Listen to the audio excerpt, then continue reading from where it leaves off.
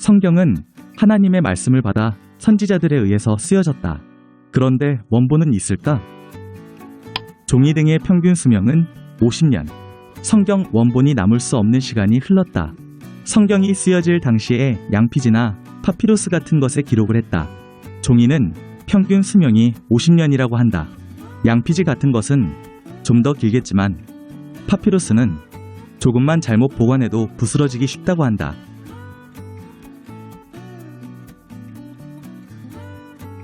(3세기의) 파피루스에 쓰여진 편지를 보자. 아마도 이런 형태로 찢어진 것이 많을 것이다. 훼손된 사본들의 모습이 이런 모양일 것이다. 원본은 없어지고 똑같이 베낀 사본들이 내려왔는데 그 당시에는 컴퓨터는 고사하고 출판 기술이 없기 때문에 책을 전해주려면 다 손으로 베껴야 했다. 그런 것을 필사라고 부른다. 성경의 필사에 대한 내용은 위키를 참조해보면 기독교의 성경 보호를 위해서 각 수도원에 사자실을 설치하고 필사를 해서 성경 사본을 만드는 일을 진행했다고 한다. 사람이기 때문에 누구나 오류의 가능성을 열어놓아야 한다. 사람 손으로 베끼는 문서가 오류가 없으면 정말 엄청난 작품일 것이다. 당연히 여러 개의 성경 사본을 살펴보면 오류가 많이 있다. 그렇다면 내가 보는 이 성경이 어떻게 정확하게 하나님의 말씀이라고 확신할 수 있는 것인가?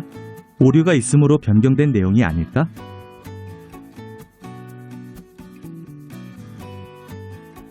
결론부터 이야기하자면 우리가 보는 성경은 진본과 거의 다름이 없는 책이다.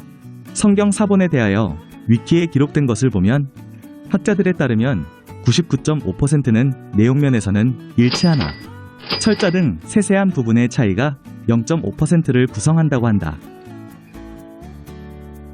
정밀하게 프린트된 종이도 비가 와서 젖으면 잉크가 번져 모양이 살짝 달라지는 경우도 발생할 수 있다. 심지어 컴퓨터도 인터넷이 연결되었다가 신호가 미약하면 전송값이 달라지기도 한다.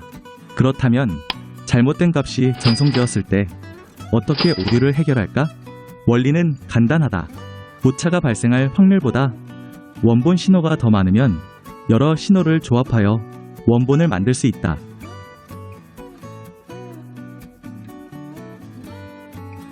필사본이 4개가 있다고 가정을 해보자.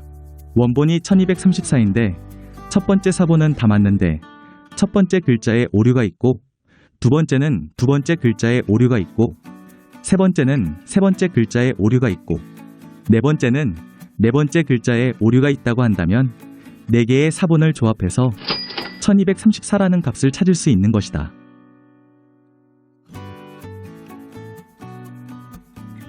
성경학자들이 하는 일이 바로 이런 일들이다.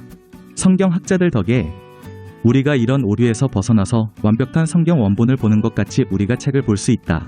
실제 신약 성경 사본에는 이것보다 오류가 훨씬 더 적게 있다고 한다. 우리는 그래서 원본과 거의 차이 없는 성경을 볼 수 있게 된 것이다.